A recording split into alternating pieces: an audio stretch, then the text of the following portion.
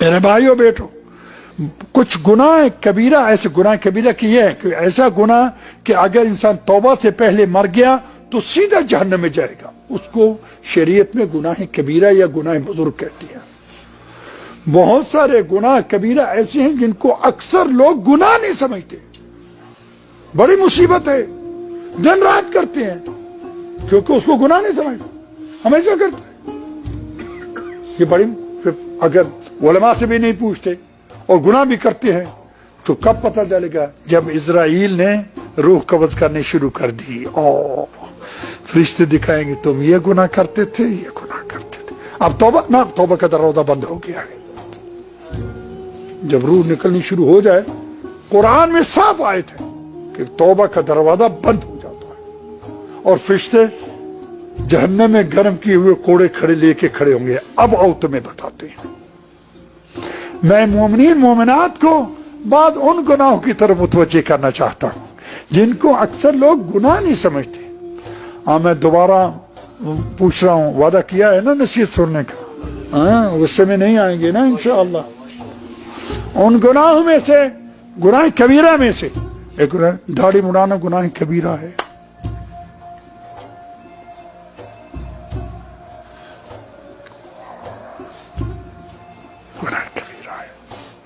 گناہ کبیرہ ہے، کبیرہ ہے، کبیرہ ہے۔ بات کہتے ہیں میں نے باریک مشین سے، خواہ باریک مشین ہو یا اس طرح ہو، دونوں حرام ہے۔ داڑھی کے اتنے لمبے بال ہونے چاہیے اب ان کو کنگھی کر سکیں، اس سے تھوڑی کافی نہیں ہے۔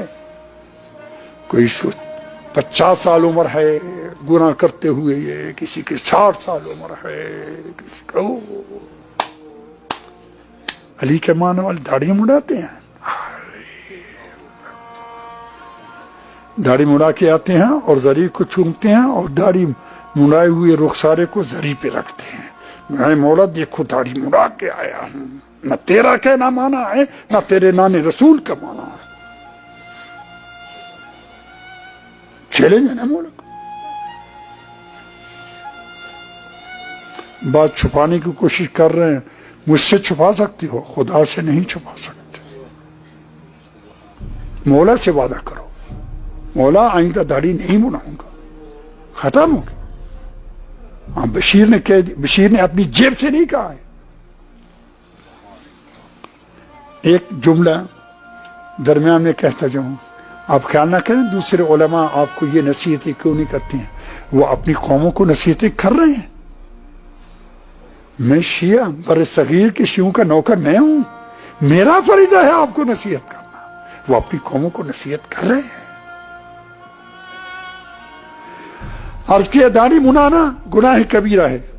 دوسرے ان گناہ کبیرہ میں سے معذرت چاہتا ہوں، ہم میں سے اکثر لوگ چچا کی بیٹی، ماموں کی بیٹی، پھوپھی کی بیٹی، خالہ کی بیٹی، اس کا چہرہ بھی دیکھتے ہیں، اس کے بال بھی دیکھتے ہیں، اس کے ہاتھ بھی دیکھتے ہیں، اس کی گردن بھی دیکھتے ہیں۔ خدا تمہیں ہدایت کرے، یہ کیا لگتی ہے تیری؟ کہتے ہیں بہن ہے۔ بہن ہے؟ چچا ماموں پھوپھی کی بیٹی سے ہم شادی کرتے ہیں یا نہیں؟ تو یہ بہن نہ ہوئی؟ یہ کیا ہو رہا ہے گھروں میں؟ اپنے بھائی کی بیوی، چھوٹے بھائی بڑے بھائی جس کو ہم بھابھی کہتے ہیں، اس سے خوب مذاق ہوتا ہے، اس کا منہ دیکھتے ہیں، گلا دیکھتے ہیں، سب کچھ ارے بال پاؤں دیکھتے ہیں۔ کیا لگتی ہے تیری یہ؟ بہن ہے۔ بہن ہے تو تیرے بھائی نے اس سے شادی کیسے کی ہے؟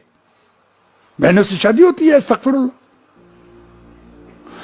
اپنی بیوی کی بہن جس کو ہم سالی کہتے ہیں، خوب مذاق ہوتا ہے، جو ہی نکاح ہوا تو سالی سے مذاق شروع ہو گیا۔ کیا لگتی ہے تیری یہ؟ کہتے بہن ہے۔ بہن ہے تو اس بہن سے شادی کیسے کی ہے تم نے؟ جھوٹ بولتے ہو، جھوٹے پہ خدا کی لعنت ہے قرآن میں۔